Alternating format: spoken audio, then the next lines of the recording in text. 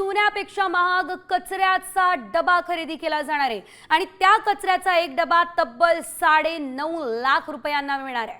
सोन्याचे दर सध्या लाखाच्या वर आहे, मात्र त्याच्याही 9 पट हा कचऱ्याचा डबा आहे आणि विशेष म्हणजे आमदारांना म्हाडाच्या मिळणाऱ्या घरांइतकाच हा कचऱ्याचा डबा महाग आहे। मीरा भाईंदर महापालिकेने कचऱ्याच्या डब्यांसाठी 19 कोटी रुपये खर्च करण्यासाठी मंजुरी दिली आहे, ज्यामध्ये तब्बल 9 लाखांचा एक कचऱ्याचा डबा आहे।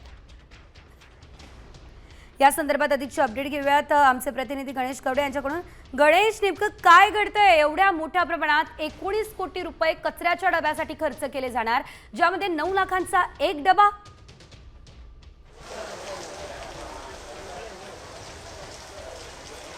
सेजल, नक्कीच मीरा भाईंदर महानगरपालिकेने ऑटोमॅटिक कचरा संकलन करण्यासाठी खरं तर ह्या निविदा आहे ती काढलेली पाहायला मिळते आणि प्रामुख्याने हा जो एक डब्याची किंमत आहे ती साधारणतः 9 लाख रुपये सांगितली जाते आणि त्यामुळेच कुठेतरी मीरा भाईंदरमध्ये कचरा संकलन करण्यासाठी सोन्यापेक्षा जास्त किमतीचा हा डब्बा आहे याचीच किंमत सध्या पाहायला मिळते आणि त्यामुळेच हा डब्यावरून आहे ती चर्चा आहे ती रंगलेली पाहायला मिळते। जे साधे डबे आहे ते देखील 70,000 रुपयाचा एक डबा असल्याचं देखील सांगितलं जातं आणि या सगळ्या प्रक्रियेसाठी 19 कोटी रुपये आहे ते जवळपास वर्ग करण्यात आलेले पाहायला मिळतात। त्याचबरोबर मीरा भाईंदर महानगरपालिका एकूण असे 3800 हे डबे आहेत ते घेतले जाणार आहेत। त्यामुळे कुठेतरी कचरा संकलन करण्यासाठी एवढे महाग डबे कशासाठी आणि या ऑटोमॅटिक डब्याची जबाबदारी नेमकं कोण घेणार असा देखील प्रश्न आता आहे तो उपस्थित केलेला पाहायला मिळतोय।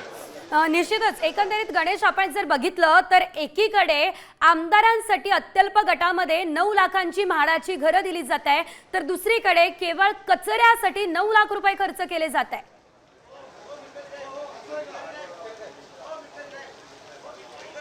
नक्कीच वेगवेगळ्या पद्धतीचा जर निधी जर बघितला असेल तर एकीकडे निधी नाही असं सांगितलं जात आहे आणि स्थानिक स्वराज्य संस्थेच्या निवडणुका आगामी काळामध्ये आहेत आणि जर अशा पद्धतीचा जर निधी वेगवेगळ्या कामांसाठी वापरला जात असेल, प्रामुख्याने जर म्हाडाच्या घराच्या किमती ज्या आत्ता ठाण्यामध्ये निघालेल्या आहेत कोकण डिव्हिजनमध्ये, यामध्ये असणाऱ्या घराच्या किमती आणि या किमतीप्रमाणेच खरं तर हे कचऱ्याचे डबे ऑटोमॅटिकली संकुलामध्ये आहेत। त्यामुळे या सगळे कचऱ्याच्या डब्यांचं जरी घेतल्यानंतर यांचा मेंटेनन्स कशा पद्धतीने असणार या सगळ्या संदर्भात देखील आहे ते आयुक्तांनी कुठलंही स्पष्टीकरण आहे ते देण्यात आलेलं नाही आणि जे कचऱ्याच्या डब्यांचे दर देखील सांगितले जात आहेत ते 8 ते 9% जे बाजारभाव आहे त्यापेक्षा जास्त असल्याचं सांगितलं जात आहे। त्यामुळे कुठेतरी या डब्यांची चर्चा आहे ती रंगलेली सध्या पाहायला मिळते।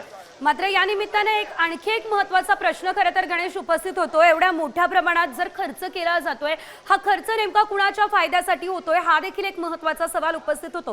कारण 19 कोटी रुपये खर्च केवळ कचऱ्याच्या डब्यांसाठी करणं हे निश्चितच योग्य वाटत नाहीये। आणखी काही महत्त्वाच्या सोयी सुविधा सुद्धा याच पैशांच्या माध्यमातून दिल्या जाऊ शकतात।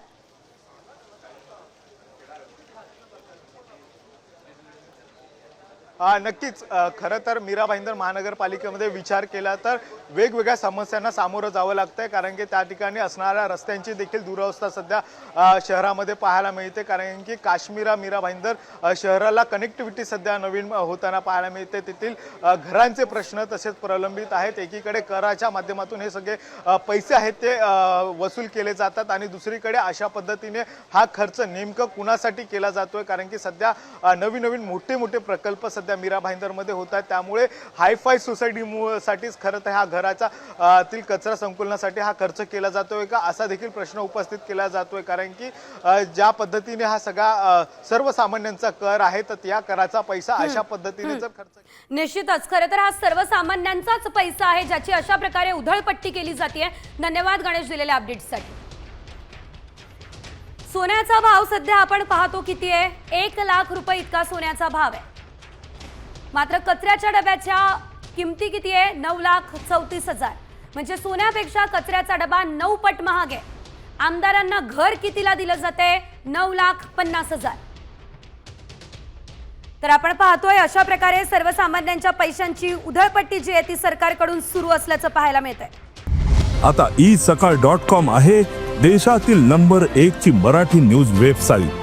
प्रत्येक अपडेटसाठी isakal.com ला नक्की भेट द्या।